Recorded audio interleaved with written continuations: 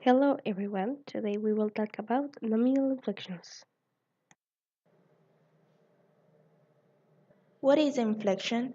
Inflections are word elements that indicate grammatical relationships among the words in a sentence.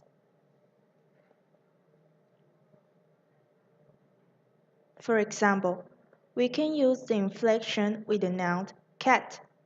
Adding the s will make it plural. Adding the apostrophe with the s will make it possessive. In this case, we can use the verb play and make it into the past tense adding the ed, or make it into the present participle adding the ing.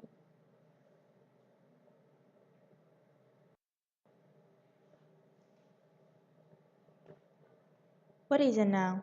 A noun is a part of speech which is used to identify a person, thing, animal, place, or idea. For example, the boy is a person, the car is a thing, and the cat is an animal. Here is an example. The cat is driving. The cat is a noun and the verb is drive but is inflected in the present participle with ing. Now let's talk about plural nouns. A noun is when you have an idea, a person, a thing, or a place.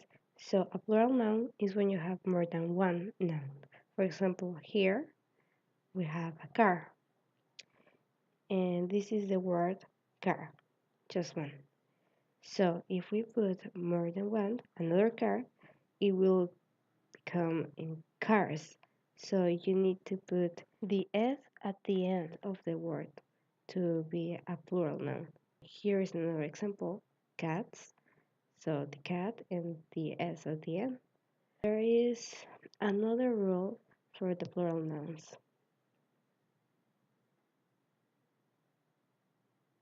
When you have an S, a double S, a SH, CH, X, or Z at the end of the word, you need to put an ES at the end, like this.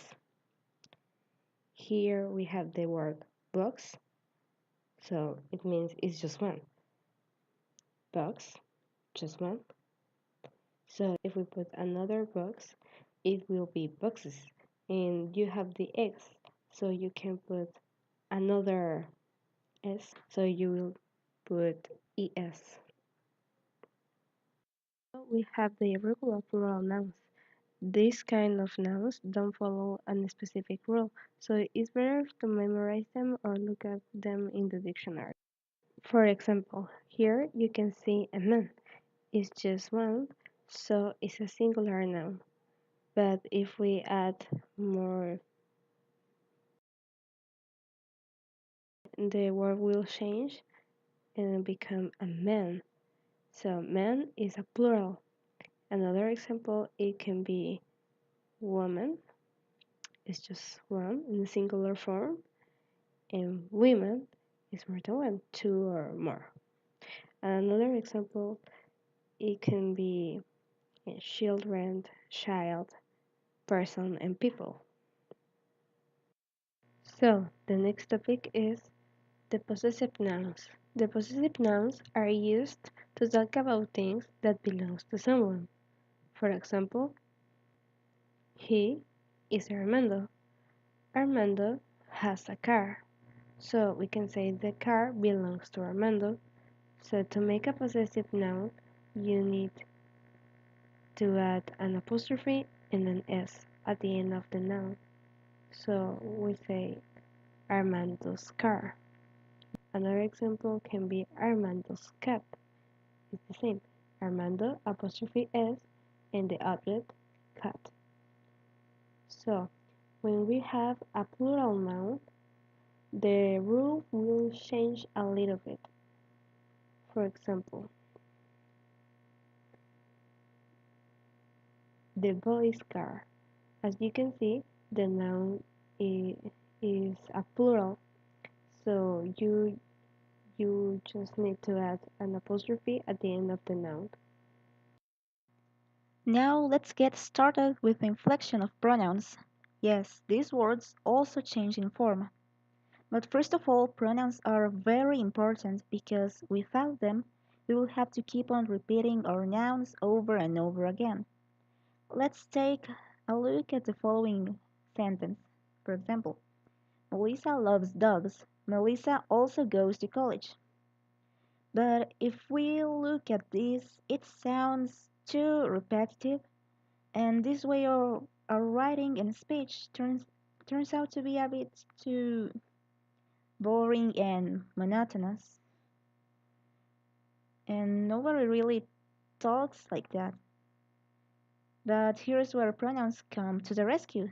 Since their function is to replace a noun, we can change the sentence, we can rewrite the sentence so it looks better with the pronoun instead.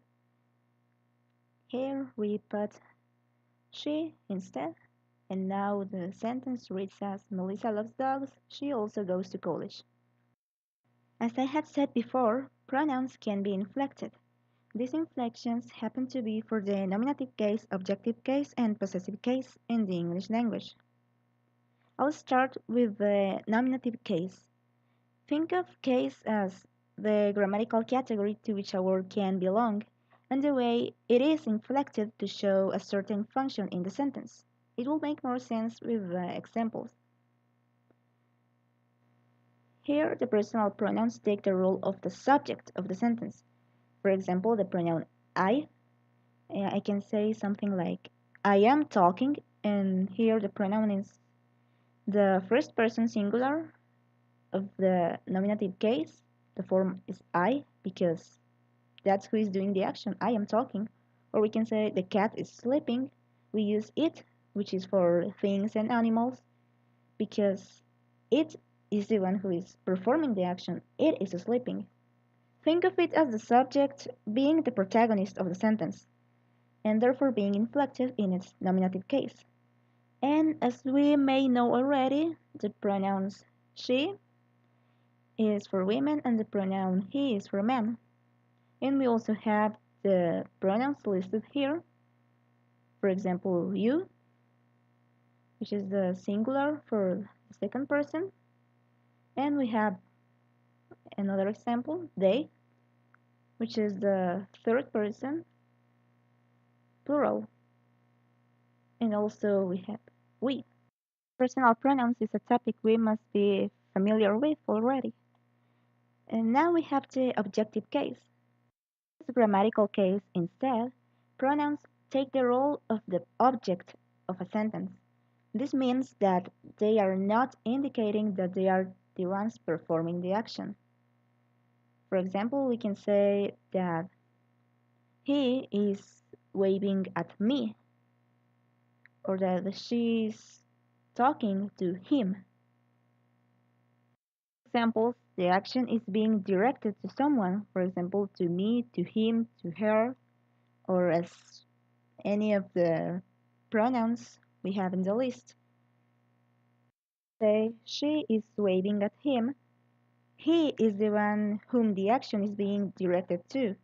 Finally, we have the inflection of pronouns for the possessive case. Here the pronouns change to indicate ownership over something, to say that something is yours or belongs to you. See how the first person singular pronoun, previously known as I and me, now changes to the word mine. I can say that the cat is mine, that this is my cat, showing possession over something, in this case the cat.